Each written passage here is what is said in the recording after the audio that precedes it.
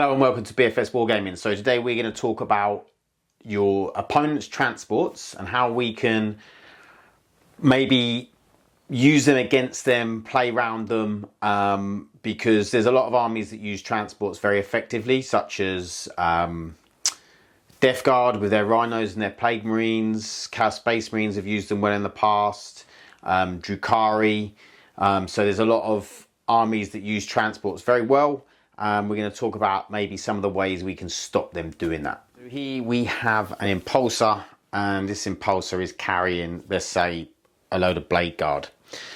So there's certain things we can do to try and maybe tie this up, stop the guys inside getting out, or maybe even destroying it. So firstly, obviously the main one is you could shoot this with whatever. Maybe if it's behind some terrain, you could shoot with some out line of sight shooting. Maybe you could teleport and then shoot it. Maybe you could bring something in from deep strike and shoot it. But we're going to talk, that's the obvious thing to be able to do. We're going to talk about the less obvious things you can do. So we're going to go into charging the transport with something that might not be all that good. So in this scenario, we've surrounded the impulsor, we've charged it, we've managed to get a long enough charge that we can get right around it, surround it. Maybe we needed to do a pile in. We're not planning on killing it, but what we are doing is we're stopping it from being able to, the Blade Guard to be able to get out next turn. Because for them to be able to get out, they need to be wholly within, you need to disembark wholly within 3 inches of the impulsor, which they cannot do. They will not be able to get their base out and be wholly within 3 inches without being in engagement range, which they can't do. So what we have to, what we're trying to do, we're holding the objective because we've got 3 models on the objective. So the impulsor's now stuck here.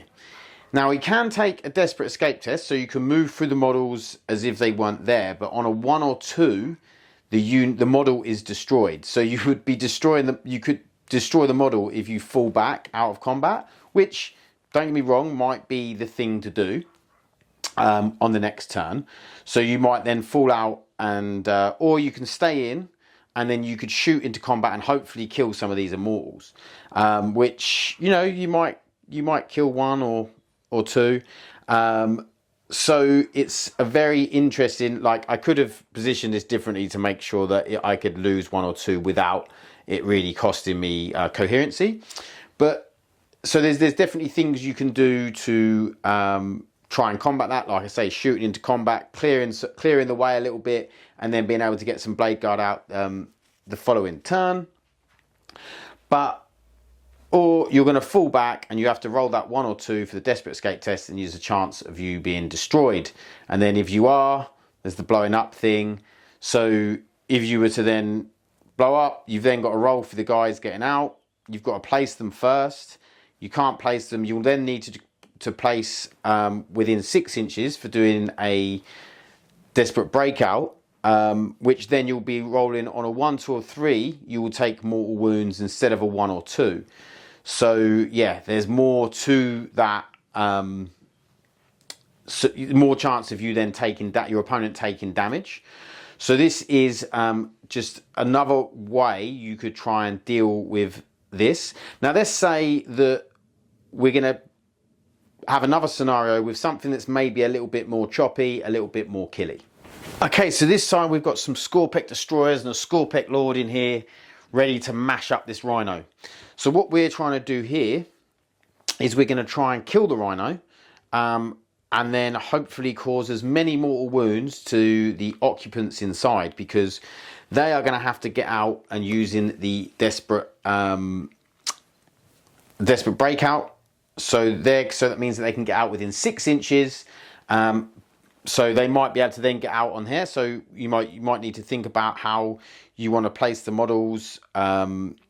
But yeah, but what they'll have to do is they'll have to take it on a 1 to 3. So mortal wounds, when they roll for when the vehicle is destroyed, they have to roll, and on a 1 to 3, they're going to take mortal wounds. So let's say there is 6 Blade Guard in that impulsor.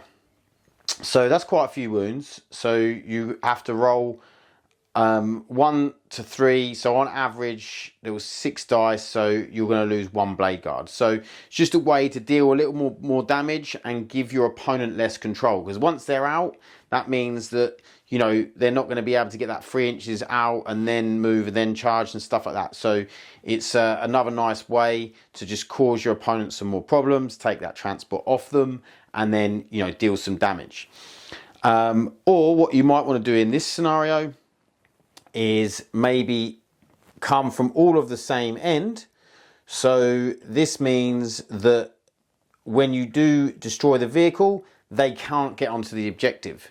So they're going to have to get out on this side and this side. So you're protecting that objective from them getting out and having a claim on it. So these are some of the ways you can use your opponent's transports against them, and try and make, basically you're trying to make their life more difficult.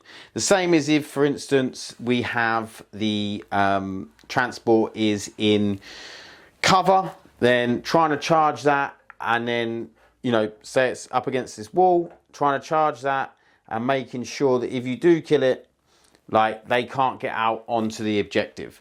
So there's just things here we're trying to do to just make life more difficult and give them less advantage from their transports.